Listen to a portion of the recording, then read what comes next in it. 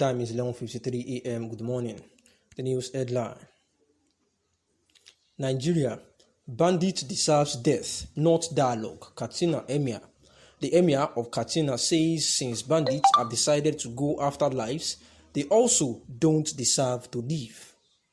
The Emir of Katsina, Abdulmuminu Usman, has said that bandits killing people in the northwest deserve nothing but death. The Emir was speaking during a security stakeholders meeting on Tuesday in Katsina. Present at the meeting were Governor Aminu Masari, the Minister of Information and Culture, Lai Mohammed, and Emir of Daura, Umar Farouk Umar, and a host of others. The Emir said since the bandits have decided to go after other people's lives, they also don't deserve to live. Mr. Usman similarly lamented the delay in prosecution and punishment of offenders, saying that this is not good in serving as a deterrent to other criminals. According to the monarch, governments at all levels must rise and punish the bandits accordingly, stressing that no one should resort to banditry in the name of settling scores. Bandits have turned states into the Nigerian northwest into hell, kidnapping for ransom, killing people, and burning down rural communities. The government in some of the states like Zamfara, Katsina, Kaduna, and Sokoto have cut telecommunications services, banned the sale of petrol in containers, and suspended weekly markets, among other measures taken to support a military operation against the bandits. The Emir comment is a rebuke of people like controversial Islamic cleric Abubakar Gumi, who has been leading a campaign for dialogue with the bandits towards granting them amnesty from punishment for their criminal activities. And while the Emir, the Katsina Emir, has called on President Muhammadu Buhari and others security agencies to prosecute these bandits and not dialogue with them, just like Gumi had actually been saying for quite a while now.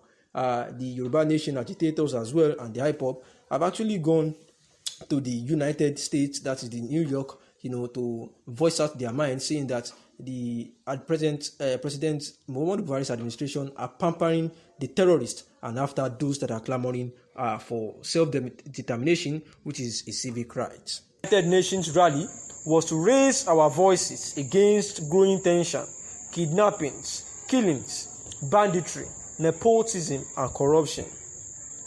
We strategically approached the UN to lend our voices against the federal government's failure to tackle the security challenges in Nigeria. Garba Shehu needs to understand the meaning of self-determination and terrorists, especially in the context of democracy. Self-determination is a person's ability to make choices and manage their whole life. It is a cardinal principle in modern international law. The United Nations offers a platform for aggrieved people to express their concerns, as it was in the case of Quebec, Scotland, Southern Cameroon, and Catalonia. The Nigerian government is engaging in blackmail but never tagged bandits, Boko Haram, Killer Herdsmen, Miyetti Allah, and other terrorists, he noted.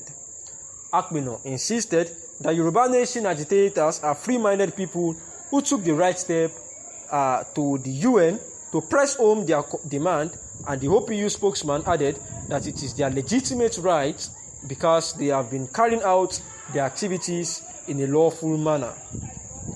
And these were the words of the OPU spokesman, and this is, very soon there will be a meeting, like a conference rather, as it used to be, the 76th United Nations Assembly that will be holding in New York, and President Muhammadu Buhari has been preparing for this journey. Actually, he should be there by September 26, although there are sayings that he has actually traveled ahead of this General Assembly, where it was also alleged that some of his executives had also done the same thing by traveling ahead of this assembly so as to go and create some false impressions for them that because the Yoruba Nation and some IPOB members and some other separatist group had actually had a plan,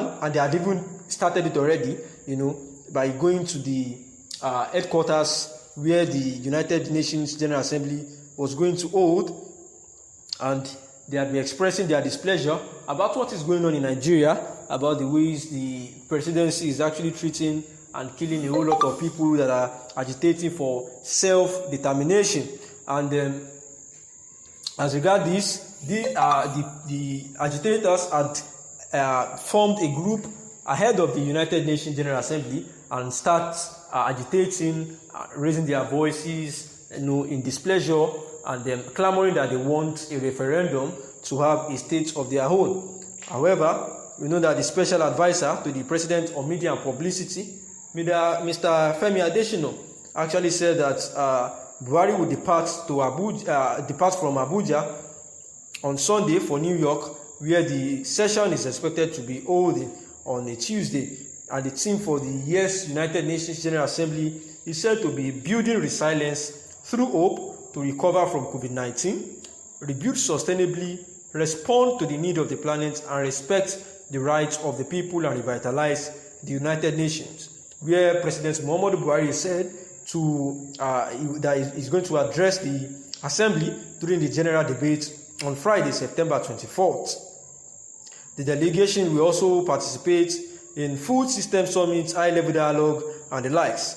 And it was said that President Buhari is also expected to hold bilateral meetings with a number of other leaders of delegations and head of international development organizations.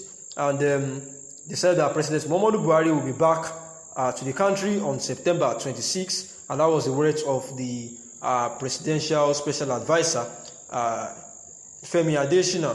And as a result of this, the Yoruba nation had actually, through the Oduduwa People's Union, that is OPU, they had actually been against the federal government for their sayings that the Yoruba nations and the IPOB joining together is actually, going to cause a whole lot of confusion, because their plans to go and to protest and have been protesting at the United Nations was actually not right.